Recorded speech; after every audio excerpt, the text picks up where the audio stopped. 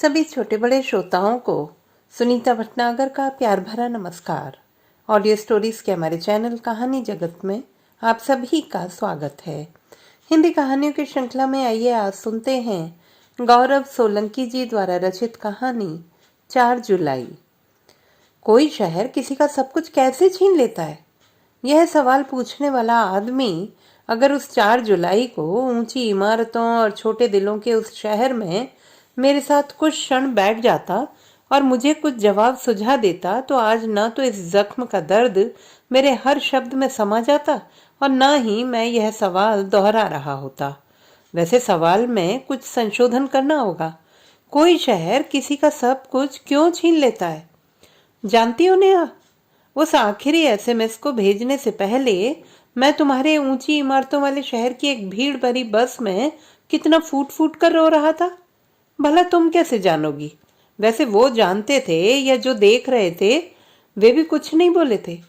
कुछ देर बाद मैं ही थक कर चुप हो गया था। उस दिन अंतिम बार थका था मैं। कैसे लोग हैं ना तुम्हारे शहर के, बिल्कुल तुम्हारी तरह। शायद वह शहर ही ऐसा था और तब से मुझे भी लगता है कि उस शहर ने तुम पर भी कुछ जादू टोना कर दिया था, वरना तुम कहाँ किसी की हत्या कर सकती थी। हाँ, सच कह रहा हूं, मैं उसी दिन मर गया था नेहा। मैं एक गैर जिम्मेदार बेटा था नेहा, एक गैर जिम्मेदार भाई भी और शायद एक गैर जिम्मेदार इंसान भी। पिताजी चाहते थे कि अपनी पीढ़ी के होनहार नौजवानों की तरह मैं भी डॉक्टर या इंजीनियर बनूं। मैं नहीं बन सका, मैं बनना ही नहीं चाहता था। सच कहूं तो मैंने उनकी कोई बात कभी मानी ही नहीं। ऐसा लगता है कि जन्म से ही एक पूर्वाग्रह सा था। जो वे कहते थे वो मैंने कभी नहीं किया। तुम्हें नहीं पता, बचपन में जब वे मुझे साइकिल चलाना सिखाया करते थे तो मैं उनका बताया एक भी तरीका नहीं आजमाता था। अजीब सा पूर्वाग्रह था ये, जो होश संभालने से पहले ही मेरे सीने से आकर चिपक गया था। कभी उन पर भरोसा ही नहीं कर पाया। वैसे मुझे पता है कि यह मेरी ही गलती थी, लेकिन मुझे कभी गलतियां सुधारना आया ही नहीं। और हाँ, मैं सब कुछ हो सकता था, लेकिन एक गैर जिम्मेदार प्रेमी नहीं था। हाँ, मुझे कोई तारीख याद नहीं रही कि कब तुमसे पहली दफा मिला था, तुम्हारा जन्मदिन कब आता था या और कुछ, लेकिन तुम बहुत सी बातें जानती भी तो नहीं थी। पिछली बार जब तुमसे मिला था और तुम्हारे कानों में जो बालियां पहनाई थी, जिनको देखकर तुम उनके महंगे होने को लेकर चिंतित हो गई थी और मैंने कहा था कि यह आर्टिफिशियल है, वे असली सोने की थी नेहा। अब सोचोगी कि मेरे पास इतने पैसे कहाँ से आए। मैंने कहा ना, मैं गैर जिम्मेदार भाई भी था।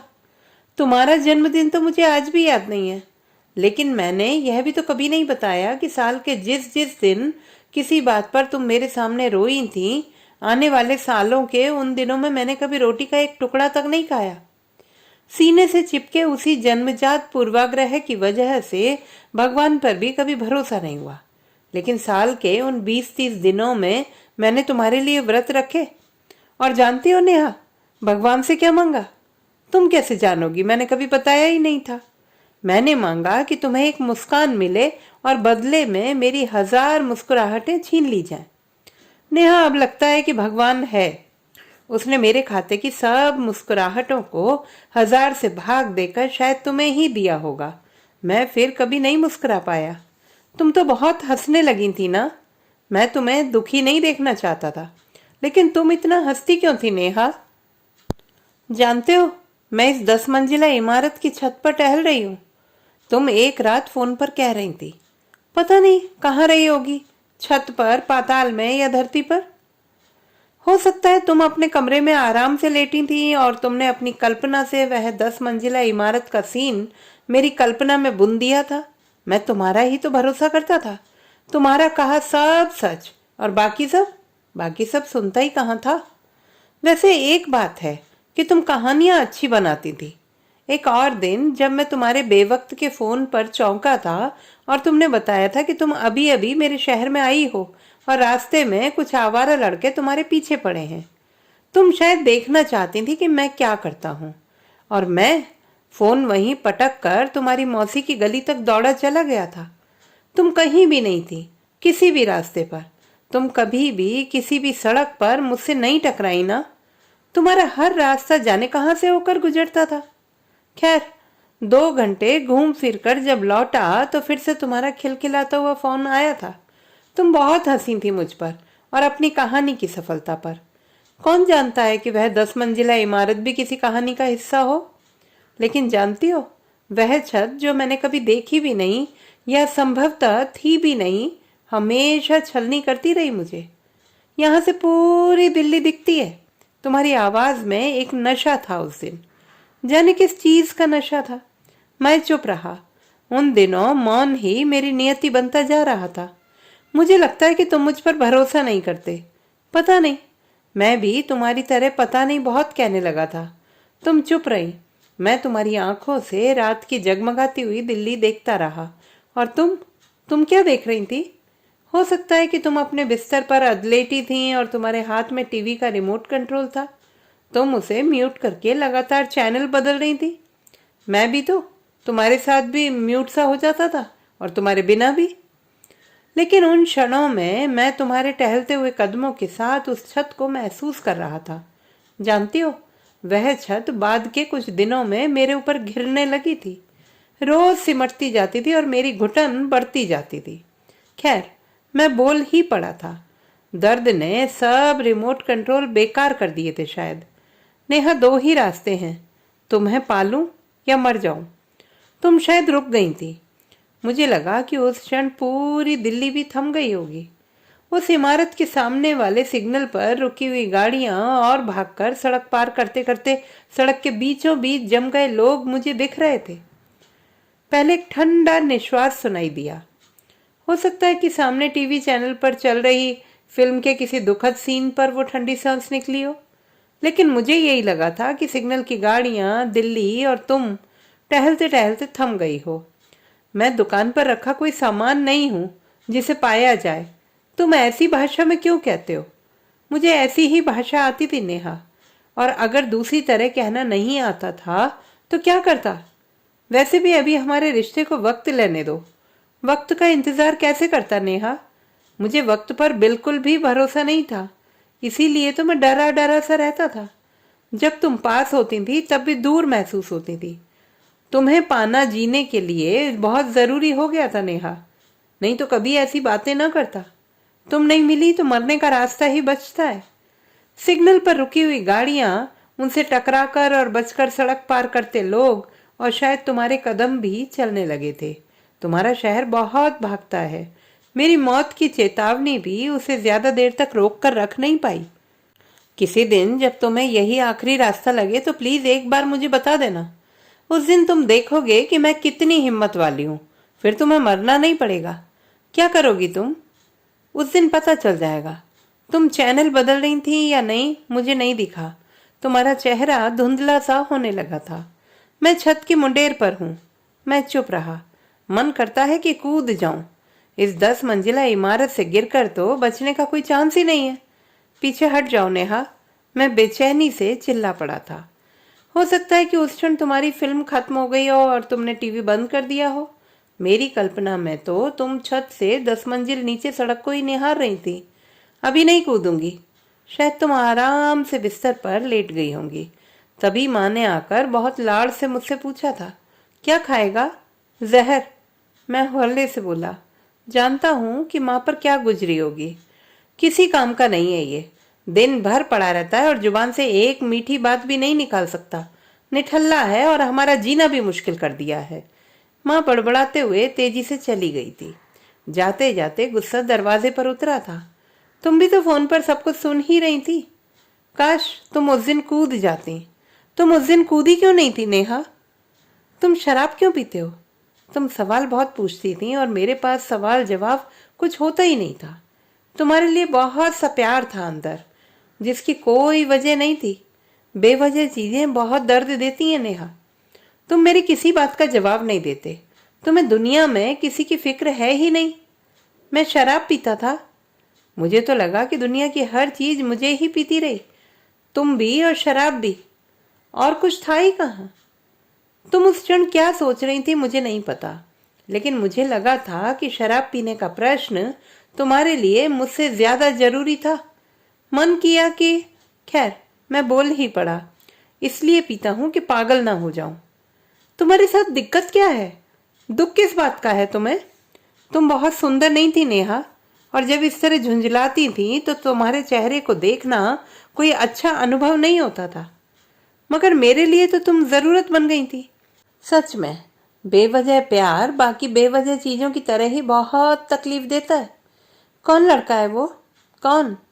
तुम कहानियां भी अच्छी बनाती थी और अभिनय भी अच्छा करती थी। तुम्हारे चेहरे पर जो चौंकने के भाव थे वे पकड़े जाने के डर से रंगे हुए थे। तुम्हारा चेहरा ईंटों सा लाल हो गया था। तुम्हारे पास देने को अच्छी उपमाएं भी नहीं है क्या? तुम बिल्कुल भी रोमांटिक नहीं हो। शुरुआत के दिनों में तुम कहा करती थी, मुझे भी यह कहना कभी नहीं आया कि तुम्हारा चेहरा ईंटों सा लाल नहीं, गुलाब सा लाल हो गया है। कौन? तुम चौंक कर मेरी ओर देख रही थी। मेरी आंखें भी लाल रही होंगी उस वक्त, सूरज सी लाल। कैसी उपमा है ये? ईंटों से कुछ अच्छी, पर ज्यादा रोमांटिक नहीं है ना? जिसके साथ उस दिन पिक्चर देखने गई थी? मैं किसी के साथ नहीं गई। मैंने तो यूं ही पूछ लिया था। तुम अगर सच बोल रही होती तो तुम्हें उस बात पर गुस्सा आता। तुम्हें गुस्सा नहीं आया, तुम केवल घबरा रही थी। मैं समझ नहीं पाया था कि तुम्हारी घबराहट पर यकीन करूं या तुम पर। हाँ, कोई तो था जिसका ख्याल उस क्षण तुम्हारे दिल में मचल रहा था।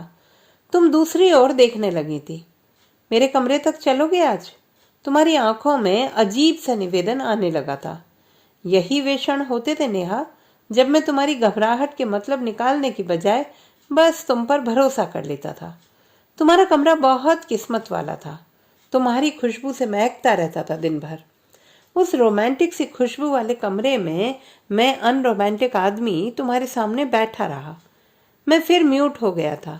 जानती हो, कोई उस समय मुझसे पूछता कि तुमने किस रंग के कपड़े पहन रखे हैं तो मैं ना बता पाता। मैंने तुम्हारे चेहरे के अलावा कभी कुछ देखा ही नहीं। यह शायद चेहरा भी नहीं देखता था, केवल सोचा करता था तुम्हें। और कभी कभी तो यह भी लगने लगता था कि तुम मेरी कल्पना ही हो और कुछ भी नहीं। तुम मेरे चेहरे पर, होठों पर, सीने पर चुंबन जड़ती रही थप्पड़ों की तरह। फिर खराब उपमा। मैं बेसुध सा बैठा रहा और हमारे रिश्ते को अपना वक्त लेते देखता रहा। अब ऐसे वक्त पर मैं कैसे भरोसा कर सकता था नेहा? नीचे गिरी हुई अपनी शर्ट मुझे उस समय दुनिया में सबसे प्यारी लगी थी। उसे भी तुमने उसी तरह उतार कर फेंक दिया था जैसे मुझे जिंदगी ने उतार कर फेंका था। वही एक अपनी सी लगी थी उस कमरे में। कमरे की सब दीवारें आंख फाड़ फाड़ कर मुझे देख रही थी। तुम्हारी आंखें बंद थीं और मैं भर आई आंखों से कभी शर्ट को और कभी दीवारों को देखता रहा। मैं शराब क्यों पीता था? कभी उन बेशर्म दीवारों से पूछती तो जान जाती। और तुम्हारे चुंबन इतने चुभते क्यों थे नेहा? तुम्हें बचपन से ही पालतू जानवरों का बहुत शौक था ना? उन दिनों मैं भी कुछ वैसा ही बनने लगा था। फर्क इतना था कि तुम्हारे कुत्ते बिल्लियां शराब पीकर होश नहीं खो सकते थे। फिर शराब, मैंने कहा था ना, और कुछ रह ही कहाँ गया था तुम्हारे और उसके सिवा। तुम बस में थी उस दिन जब मैंने फोन किया। भरोसा करता हूँ कि बस में ही रही होंगी। बस में बैठे कुछ बेवकूफ से लोग तुम्हें आंखें फाड़ फाड़ कर देख रहे होंगे। तुम्हारे चेहरे पर क्या भाव थे? तुम किस बात पर मुस्कुरा रही थी नेहा? और मेरा फोन जाते ही तुम्हारे होंठ सिमट क्यों गए थे? तुम्हारे पास वाली सीट पर कौन बैठा था मैं देख नहीं पाया। मैं अभी बात नहीं कर सकती तुमसे। क्यों? मैं किसी के साथ हूँ। दुनिया में ऐसा कौन था नेहा जिसके सामने तुम मुझसे बात नहीं कर सकती थी? तुमसे अगली सीट पर बैठी लड़की किसी बात पर खिलखिलाकर हंस पड़ी थी और मेरा मन किया कि अभी 400 किलोमीटर दूर से ही उसका गला दबा दूं। कौन है तुम्हारे साथ? मेरे दीदे जलने लगे थे। किसी ने जैसे भट्टी का कोयला आंखों में रख दिया था। कोई है? तुम इस तरह मुझ पर शक मत किया करो। मैं तुम पर कैसे शक कर सकता था नेहा? नहीं कर सकता था ना, लेकिन करने लगा था। क्यों करने लगा था? क्यों करने लगा था? क्यों करने लगा था? मैंने अलमारी पर लगे कांच में हाथ दे मारा था। क्या हुआ? चौंकने का अभिनय करते हुए तुम्हारे माथे पर 2 सलवटें उभर आई थी। अगली सीट वाली लड़की तुम्हें देखने लगी थी। तुम्हारे साथ वाली सीट पर कौन था मैं फिर नहीं देख पाया। तुम शायद उसी की तरफ देख रही थी। मेरे हाथ में 6 जगह कांच चुभ गया था। खून की धारें निकलने लगी थी। उस शाम बहुत खून बहा। मैंने भी बहने दिया कि शायद तकलीफ कुछ कम हो जाए। कुछ टूट गया है शायद। मेरी आवाज में रोमांस चाहे न रहा हो, मगर मैंने दर्द भी नहीं आने दिया था। तुम्हें याद है, अजीब सा खालीपन लिए यह वाक्य पहाड़ जितना भारी हो गया था। तुम्हें याद नहीं होगा, मुझे याद है। वो जो 10वीं मंजिल की छत मेरे ऊपर घिरने लगी थी, यह पहाड़ भी जिद करके उस पर बैठ गया था। फिर तुम्हारा निश्वास सुनाई दिया था। तुम्हारे माथे की 2 सलवटें गायब हो गई होंगी। तुम्हारे पास वाली सीट पर एक चेहरा दिखने लगा था, और हाँ, उस चेहरे को पता था कि तुमने उस दिन पीला सूट पहन रखा था। शायद मैं ही एक अंधा था। मैं अभी फोन रखती हूँ। जानती हो, मैंने कभी पहले फोन नहीं काटा। हमेशा लगता था कि तुम कुछ कहना भूल रही हो और याद आते ही फिर से दौड़कर फोन उठाओगी और कह दोगी। मोबाइल पर्स में रखकर तुम्हारा हाथ किसी हाथ को छूने लगा था। मैंने 6 घावों वाला वही हाथ फिर से कांच पर दे मारा। जानती हो, उस शाम 2 घंटे तक खून बहता रहा और फिर थककर बंद हो गया। मैं गलत था। उसके बाद भी तकलीफ कम नहीं हुई थी। आंखों में रखा तंदूर रात भर जलता रहा था। तुम रात भर उस पर किसी और के सपने सेकने लगी थी शायद, और मेरे सपनों का ईंधन था कि तंदूर बुझता ही नहीं था। और हाँ, पालतू जानवर अगर पागल हो जाए तो बहुत खतरनाक हो जाता है। उसे न मारो तो वह तुम्हें मार डालता है। मैं तभी मार दिया गया था। या 4 जुलाई आ गई। 3 की रात को मैं सोया नहीं था। सारी रात सिर में बहुत तेज दर्द होता रहा था, लेकिन जो नियत था वह तो होना ही था। मैं सुबह जल्दी ही तुम्हारी दिल्ली के लिए निकल गया था। ऊंची इमारतें, छोटे दिल, सजे संवरे लोग, घिनौनी हसरतें, जलते हुए तंदूर, सिकते हुए सपने, सब कुछ था तुम्हारे शहर में। कहाँ जा रहा है? कब तक लौटेगा? बेचैन माँ ने चलने से पहले टोका था। उस सुबह जाने क्यों मैं बरसों बाद माँ के गले लगकर रो पड़ा था। बहुत देर तक रोता रहा था। माँ सवाल पूछती थी, कारण पूछती थी, और मैं सावन की झड़ी सा बरसता ही जाता था। मैंने कुछ नहीं कहा। माँ रोने लगी थी और उसे रोता हुआ छोड़कर मैं निकल आया था। 7 बजे थे शायद। तुम शायद सोकर उठी होंगी और बहुत देर तक बिस्तर पर लेटी रही होंगी। इतवार था ना उस दिन, एक अभागा इतवार। मैं माँ के आंसू भी उस छत और पहाड़ के साथ सीने पर रख कर बस में बैठ गया था। जानती हो, उस सफर में मैंने कुछ नहीं सोचा। रास्ते भर बस से बाहर ताकता बेसुध सा हुआ। उस कांच चुभने वाली शाम के बाद मैंने शराब नहीं पी थी नेहा, लेकिन एक अजीब सा नशा रहने लगा था। कभी कभी उस नशे से बहुत डर लगता था। उस दिन भी बहुत लग रहा था। तुम्हारे कमरे पर मैं पहुंचा तो तुम चौंक गई थी। वह अभिनय नहीं था चौंकने का। तुम पर भरोसा करता हूं, तुम सच में चौंकी थी मेरे अप्रत्याशित आगमन से। क्या खाओगे? तुम्हारे चेहरे की मुस्कुराहट कुछ असहज सी लग रही थी। जहर, कहकर मैं तुम्हारे चेहरे को देखता रहा। तुम्हारी पलकें कांपी, लेकिन माथे पर सिलवटें नहीं आई। तुम बहुत हिम्मत वाली थी नेहा। तुम डरी नहीं थी। ऐसा मत कहा करो। आखिरी बार कहा आज। तुम उठकर चली थी, शायद चाय बनाने के लिए या शायद जहर लाने के लिए, कौन जानता था। मैंने तुम्हारा हाथ खींच लिया और दूसरा हाथ तुम्हारी प्यारी सी गर्दन पर जा टिका था, सुराही जैसी गर्दन पर। तुम्हारी आंखों में प्रश्न तैर रहे थे और मेरी आंखों में आंसू। तुम संतुलन बिगड़ने से जमीन पर गिर गई थी। मेरे हाथ का कसाव तुम्हारी गर्दन पर बढ़ता जा रहा था। तुम्हारी आंखें फैलती जा रही थी विवशता और निवेदन लिए। सच कहूं, तुम पर बहुत तरस आ रहा था। मेरी आंखों से आंसुओं की धार गिरने लगी थी। तुम्हारा चेहरा लाल होता जा रहा था, गुलाब सा लाल। तुम चिल्लाने की कोशिश कर रही थी। मैंने तुम्हें चिल्लाने दिया। मैंने कभी रोका ही नहीं तुम्हें कुछ करने से। तुम झटपटाने लगी थी। मेरे चेहरे को तुम्हारे हाथ नोच रहे थे। शायद वही पहली बार था जब तुमने सच्चे दिल से मेरे चेहरे को छुआ था। नेहा, बहुत प्यारी लग रही थी तुम। मौत ज्यादा इंतजार नहीं कर पाई। तुम्हारी आंखें मिच गई थी और झटपटाहट जमीन पर जा लगी थी। अंधेरा होने तक मैं तुम्हें चूमता रहा था और रोता रहा था। मैंने तुम्हें नहीं मारा नेहा, तुमने ही मुझे मारा था। यही लिखा था मैंने उस आखिरी एसएमएस में। तुम्हारे फर्श पर पड़ा मोबाइल अगर तुम मिल जाओगी धुन में बजा होगा, और तुम फर्श पर पड़ी रही होंगी। तुम्हारे हाथों के नाखूनों में खून था मेरा। मैंने तुम्हें मरने के बाद भी नहीं छोड़ा था नेहा। बहुत प्यारी लग रही थी नेहा। काश तुम मुझे न मारती। हाँ, दुनिया के 6.5 अरब आदमियों में से किसी ने उस शाम के बाद मुझे नहीं देखा। मैं मर गया था या नहीं ये मैं भी नहीं जानता। नेहा चौधरी की डायरी का एक पन्ना। आज केवल तुम्हारे लिए ही लिख रही हूँ। जानते हो आज कौन सा दिन है?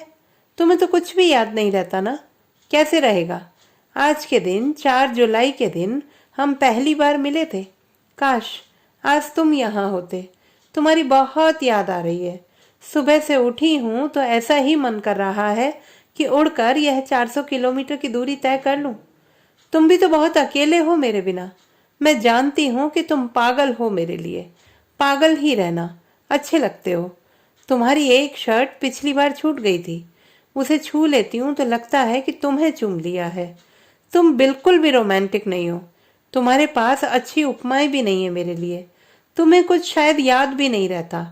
तुम शक भी बहुत करते हो, तुम पागल भी हो, लेकिन तुम दुनिया में सबसे प्यारे हो मुझे।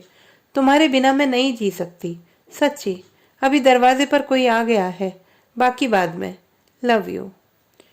तो दोस्तों, ये थी हमारी आज की कहानी। आपको कैसी लगी कमेंट बॉक्स में लिखना ना भूलें। चैनल को सब्सक्राइब करें, लाइक करें और मित्रों के साथ शेयर करें।